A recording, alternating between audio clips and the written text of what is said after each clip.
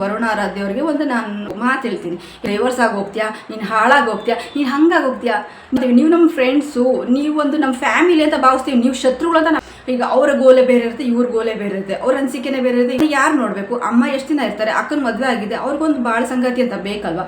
ಮಾಡ್ಕೊಂಬಿಟ್ಟು ನೀನು ಹಾಳಾಗೋಗ, ನೀನು ಹಂಗಾಗ, ನೀನು ಹಿಂಗಾಗ, ಚೆನ್ನಾಗಿ ಫೇಮು ನೇಮು ತಗೊಂಡಿದ್ರೆ ಅವ್ರನ್ನ ಹಾಕಿ ನೆಲಸಮ ಮಾಡೋ ಅಂಥ ಬೇವರ್ಸಿ ಜನಗಳು, ಬೇಕು ಅಂತಾನೆ ಮಾಡೋಂಥ ಕಿತ್ತೋ ಜನಗಳು ಇದ್ದಾರೆ.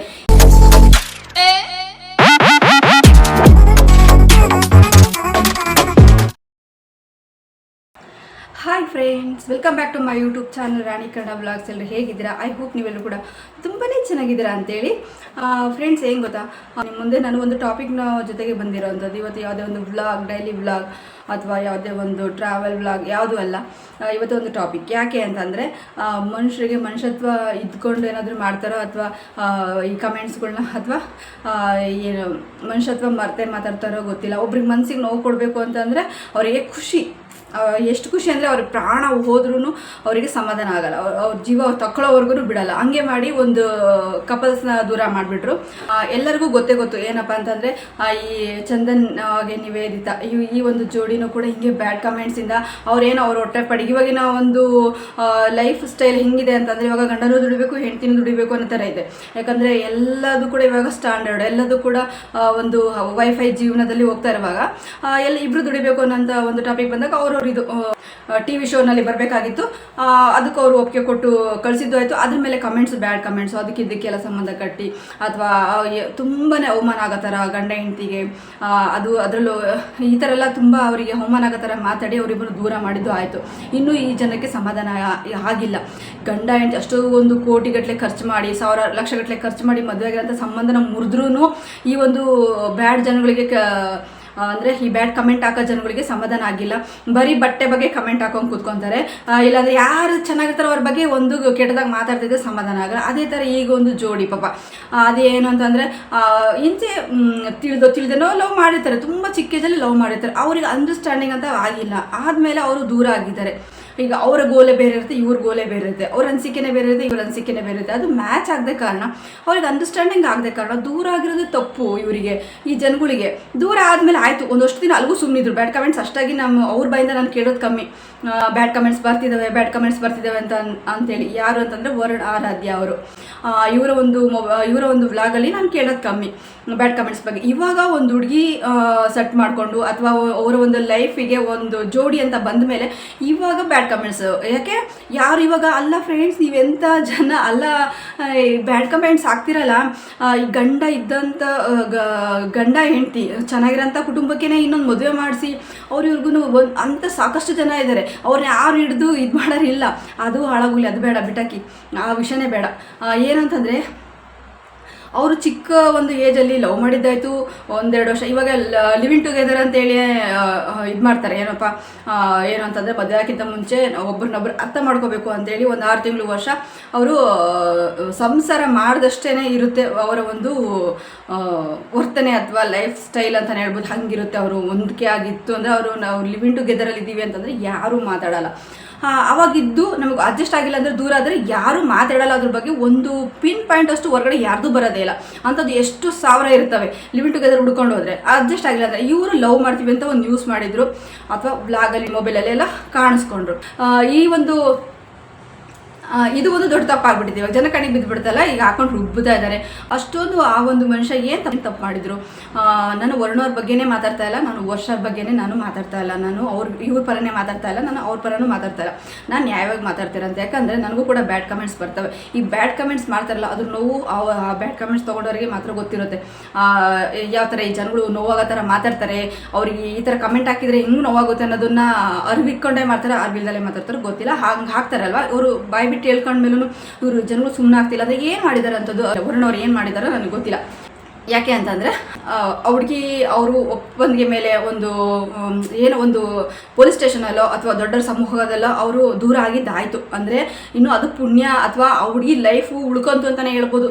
ನೀವೇನಾದರೂ ಇನ್ನು ಮದುವೆ ಆಗಿ ವರ್ಷ ಅವರಿಗೆ ಏನಾದರೂ 1-2 ಮಕ್ಕಳಾಗಿ ಅಥವಾ ಆ ಥರ ಏನಾದರೂ ಆಗಿದೆಯಾ? ಯಾಕೆ ಆ ಥರ ನೀವು ಕಲ್ಪನೆ ಮಾಡಿಕೊಂಡು ನೀನು ಹಾಳಾಗೋಗ, ನೀನು ಡೈವರ್ಸ್ ಆಗ, ನೀನು ಹಂಗಾಗ, ನೀನು ಬೆಂಕಿ ಹಾಕ, ಈ ಥರ ಎಲ್ಲ ಮಾತಾಡೋದ್ರಲ್ಲಿ ಯಾರು ಪ್ರಪಂಚದಾಗ ಯಾರು ಹೆಂಡತಿ ಮಕ್ಳು ಇದ್ದಂಕಲೇನೇನೋ ಹೋಗಿ ಅದೆಷ್ಟೆಷ್ಟೋ ಮದುವೆ ಆಗಿ ಬದುಕ್ತಿರೋರಿದ್ದಾರೆ. ಅದನ್ನು ಕೇಳೋಕೆ ಹೋದರೆ ನಾ ಶ್ರೀಕೃಷ್ಣ ಪರಮಾತ್ಮ ಥರ ಅಂತ ಹೇಳ್ಕೊಂತಾರೆ. ಅವ್ರನ್ನ ಯಾರು ಹಿಡ್ಕೊಂಡು ಸಾದೇ ಬಡಿಯೋರಿಲ್ಲ. ಹೆಂಡತಿ ಮಕ್ಕಳೆಲ್ಲ ಬೀದಿ ಪಾಲು ಬಿದ್ದಿರ್ತಾರೆ. ಯಾವ್ಯಾವ ನೋಡ್ಕೊಂಡು ಹೋಗಿ ಎಲ್ಲೆಲ್ಲೋ ಜೀವನಗಳು ಹದ್ವನ ಅಡವಿ ಪಾಲಾಗಿ ಹೋಗಿರ್ತವೆ. ಅಂತಂದ್ರೆ ಈ ವರುಣ್ ಅವ್ರು ಏನು ಮಾಡಿದ್ದಾರೆ ಅಂತ ಪಾಪ ಅಷ್ಟೊಂದು ಬ್ಯಾಡ್ ಕಮೆಂಟ್ಸು. ಎಷ್ಟೇ ಅವರು ವ್ಲಾಗಲ್ಲಿ ಅವರ ಒಂದು ನೋವನ್ನ ತೋಡ್ಕೊಂಡ್ರು, ನಾನು ಹಂಗಲ್ಲ ಹಿಂಗಲ್ಲ ಅದ್ರ ಬಗ್ಗೆ ಬಗ್ಗೆ ಸಮರ್ಥನೆ ಕೊಟ್ಟರು ಕೂಡ ನಿಮಗೆ ಸಮಾಧಾನ ಆಗ್ತಾಯಿಲ್ಲ ಬ್ಯಾಡ್ ಕಮೆಂಟ್ ಹಾಕೋರಿಗೆ. ಆದರೂ ಕೂಡ ಹಿಂಗೆ ಆಗ್ತಾ ಇದ್ದಾರಲ್ಲ, ನನಗೆ ಯಾಕೋ ತುಂಬ ಬೇಜಾರು ಅನಿಸ್ತು, ತುಂಬ ಮನಸ್ಸಿಗೆ ನೋವು ಅನ್ನಿಸ್ತು. ಹಾಗಾಗಿ ಇದ್ರ ಬಗ್ಗೆ ಮಾತಾಡ್ತಾ ಇದ್ದೀನಿ. ಅಂಥದ್ದೇನೋ ಅವರು ಮಾಡಿಲ್ಲ ಅಂತ ನನ್ನ ಒಂದು ಅಭಿಪ್ರಾಯ. ಏನಂದರೆ ಅವ್ರೇನು ಮದುವೆಗೇನು ಅವ್ರಿಗೇನು ಡೈವರ್ಸ್ ಏನು ಆಗ್ತಾ ಇಲ್ಲ, ಅಥವಾ ಏನು ಅವ್ರಿಗೊಂದೆರಡು ಮಕ್ಕಳನ್ನ ಕೊಟ್ಟು ಅಥವಾ ಅವ್ರ ಜೀವನಕ್ಕೆ ಏನು ಅಂಥದ್ದೇನು ಅವ್ರ ಆಸ್ತಿ ಏನು ಕಿತ್ಕೊಂಡಿಲ್ಲ. ಅವ್ರು ಏನು ಲವ್ ಮಾಡ್ತೀವಿ ಅಂತ ಇದ್ದರೂ ಅವ್ರಿಗೆ ಅಡ್ಜಸ್ಟ್ ಆಗಿಲ್ಲ. ಅದನ್ನು ದೊಡ್ಡ ಸಮೂಹನೇ ಅಥವಾ ಪೊಲೀಸ್ ಸ್ಟೇಷನ್ ಮುಖಾಂತರನೋ ಅವರ ಒಂದು ಚಾನಲು ಕೂಡ ಇತ್ತು, ಒಂದು ಯೂಟ್ಯೂಬ್ ಚಾನಲ್, ಅದನ್ನು ಕೂಡ ತ್ಯಾಗ ಮಾಡಿ ಬಿಟ್ಟು ವರುಣ್ ಅವರು ಇವಾಗ ಅವ್ರು ಸಪ್ರೇಟಾಗಿ ಇದ್ದಾರೆ. ಪಾಪ ಅವ್ರ ಪಾಡಿಗೆ ಅವ್ರು ಇದ್ದಾರೆ. ಇವಾಗ ಒಂದು ಸಲ ಯಾವುದೇ ಸಂಬಂಧ ಆಗಲಿ, ಒಂದು ಸಲ ಅದು ಬ್ರೇಕ್ ಆಯಿತು ಅಂದರೆ ಅದನ್ನು ಹೊಂದ್ಕೊಳ್ಳೋದಕ್ಕೆ ಹೋಗ್ಬಾರ್ದು. ಅದು ಯಾವತ್ತಿದ್ರು ಒಡೆದು ಕನ್ನಡಿನೇ.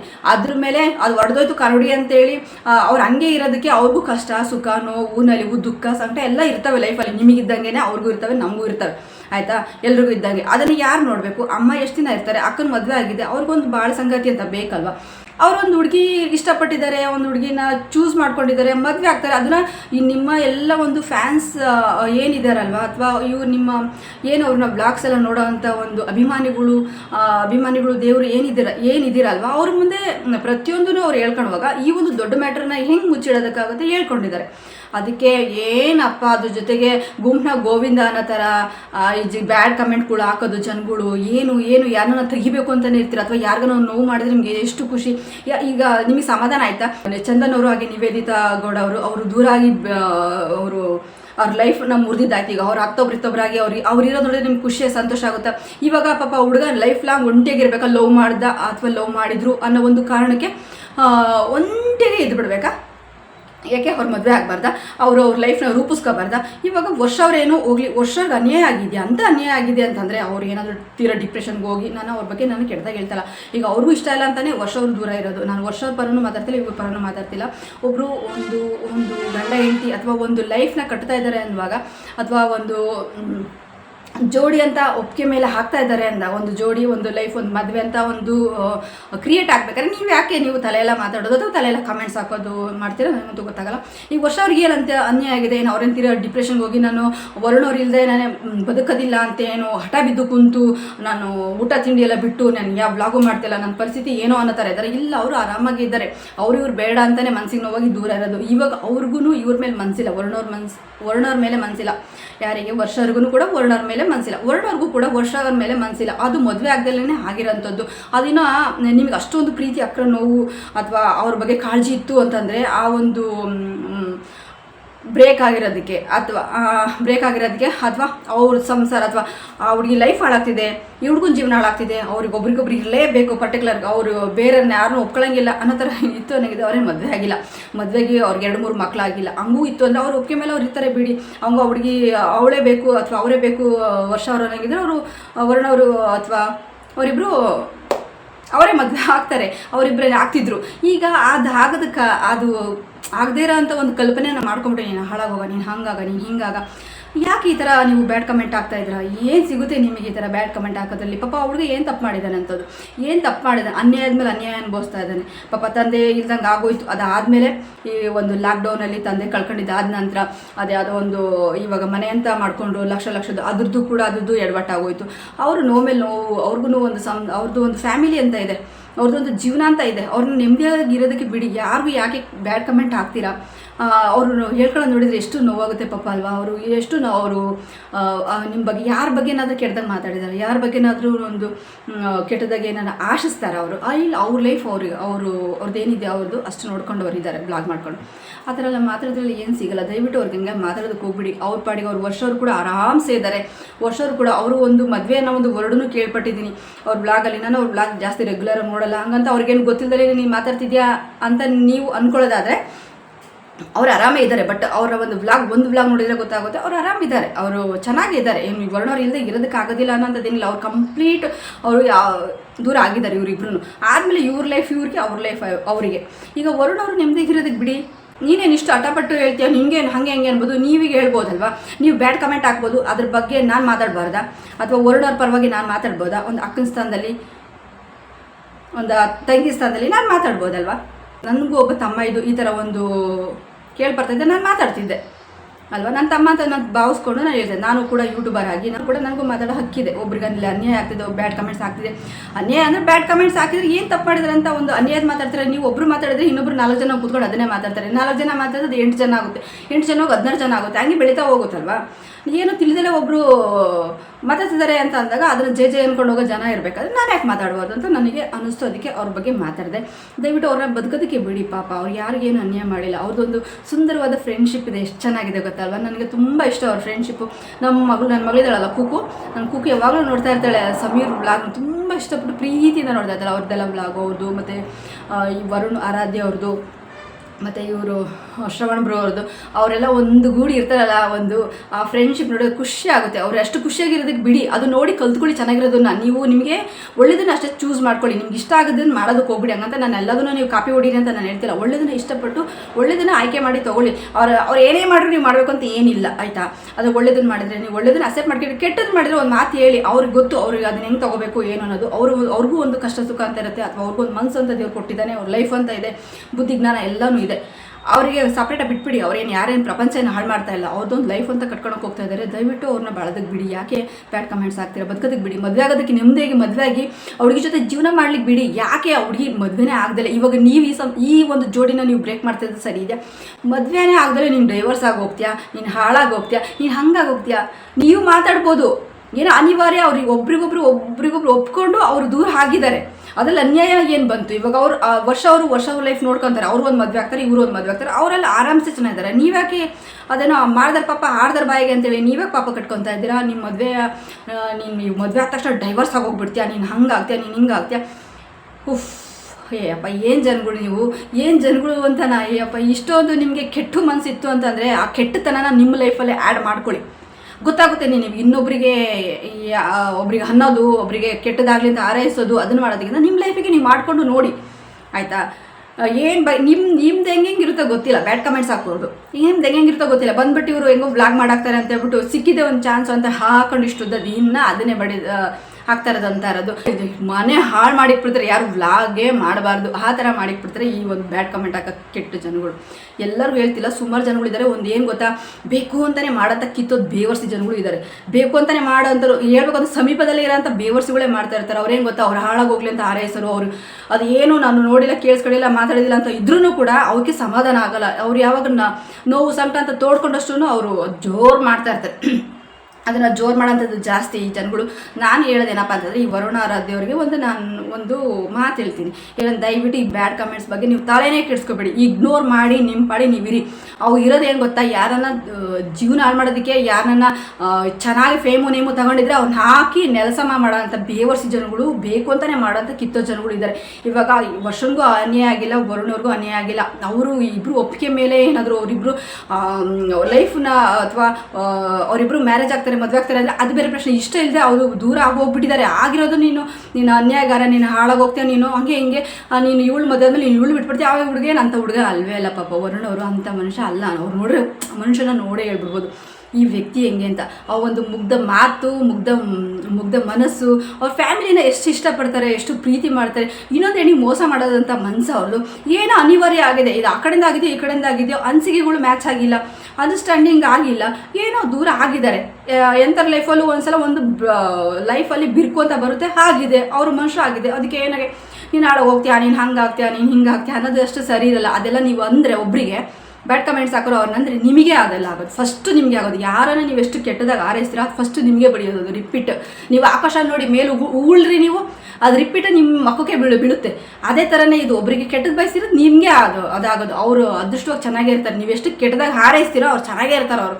ಯಾಕಂದರೆ ಭಗವಂತ ಇರ್ತಾನೆ ಮೇಲೆ ನೋಡೋದಕ್ಕೆ. ಯಾಕಂದರೆ ನೀನು ಅಷ್ಟು ಕೆಟ್ಟದಾಗ ಹಾರೈಸ್ತಾ ಇದೆಯಲ್ಲ ಇವರಿಗೆ, ನಾನು ಚೆನ್ನಾಗೇ ಇಡ್ತೀನಪ್ಪ. ಯಾಕಂದರೆ ಅವ್ರ ಹಣೆ ಬರ, ಅವ್ರ ಅದೃಷ್ಟ. ಅವ್ರ ಹಾರ್ಡ್ ವರ್ಕ್, ಅವ್ರಿಗೆ ಎಲ್ಲ ಸೆನ್ಸ್ ಇಟ್ಕೊಂಡೆ ಬದುಕ್ತಾ ಇರ್ತಾರೆ. ನೀವು ಸೆನ್ಸ್ ಇಲ್ದಿರ ಬೇವರ್ಸಿ ಬ್ಯಾಡ್ ಕಮೆಂಟ್ಸ್ ಹಾಕೋರು ನನಗೂ ಹಾಕ್ತಾರೆ, ಇನ್ಸ್ಟಾಗ್ರಾಮಲ್ಲಿ ಹಾಕ್ತಾರೆ. ಅಂದರೆ ಕಿತ್ತೋದು ಬೇವರ್ಸಿ ನನ್ನ ಮಕ್ಕಳು ಹಂಗೆ ಹಾಕ್ತಾರೆ, ಅವ್ರು ನೆಗದು ಬಿದ್ದು ಹಾಳಾಗೋಗೋ ಹಿಂಗೆ ಹಾಕ್ತಾರೆ. ಅದಕ್ಕೆ ನನಗೆ ಹೊಟ್ಟೆ ಉರಿ ಸಂಕಟ, ನಾನು ಕೂಡ ಬ್ಯಾಡ್ ಕಮೆಂಟ್ಸ್ ಅನ್ಭವಿಸ್ತೀನಿ. ಎಷ್ಟು ಕೆಡ್ದಾಗ್ತಾರೆ ಅಂದರೆ ಅಂಥ ಬೇವರ್ಸಿಗಳು ಹಾಳಾಗೋಗಕ್ಕೆ ಹಾಕ್ತಾರೆ ಅವರು. ಅದೆಲ್ಲ ಅವ್ರಿಗೆ ರಿಪೀಟ್ ಆಗುತ್ತೆ, ಅದು ಗೊತ್ತಿರಲ್ಲ. ಯಾಕಂದ್ರೆ ಅವರೇನು ಅವ್ರ ಲೈಫಲ್ಲಿ ಏನಾಗುತ್ತೆ ಅವ್ರು ಹೇಳ್ಕೊಳ್ಳಲ್ಲ, ಅವ್ರ ಲೈಫಲ್ಲಿ ಆಗಿರುತ್ತೆ, ಅದಕ್ಕೆ ನಮಗೇನು ಗೊತ್ತಾಗುತ್ತೆ. ಇವ್ರದ್ದಾದ್ರೆ ಎಲ್ಲ ಹೇಳ್ತಾರಲ್ವ, ಬಂದ್ಬಿಟ್ಟು ಹಾಕೋದು. ವರುಣ್ ಅವರು ಚೆನ್ನಾಗೇ ಇರ್ತಾರೆ, ಖುಷಿಯಾಗಿರ್ತಾರೆ, ನಿಮ್ಮದಾಗಿರ್ತಾರೆ, ನಿಮ್ದಿಗೆ ಇರಲಿ, ಖುಷಿಯಾಗಿರಲಿಲ್ಲ, ಅವ್ರ ಲೈಫ್ ಇನ್ನೂ ಅದ್ಭುತವಾಗಿ ಚೆನ್ನಾಗಿರಲಿ ಅಂತ ನಾನು ಆಶಿಸ್ತಾ ಈ 2 ಮಾತುಗಳನ್ನ ನಾನು ಮುಗಿಸ್ತಾ ಇದ್ದೀನಿ. ಯಾಕೆಂದರೆ ಈ ಬ್ಯಾಡ್ ಕಮೆಂಟ್ಸ್ ಹಾಕೋರಿಗೆ 1-2 ಮಾತು ಹೇಳಬೇಕಾಗಿತ್ತು. ಯಾರಿಗೂ ದಯವಿಟ್ಟು ಬ್ಯಾಡ್ ಕಮೆಂಟ್ಸ್ ಹಾಕಬೇಡಿ. ಯಾರ ಲೈಫಲ್ಲಿ ಈ ಬ್ಯಾಡ್ ಕಮೆಂಟ್ಸ್ ಹಾಕಿ ಲೈಫಲ್ಲಿ ಆಟ ಆಡಬೇಡಿ.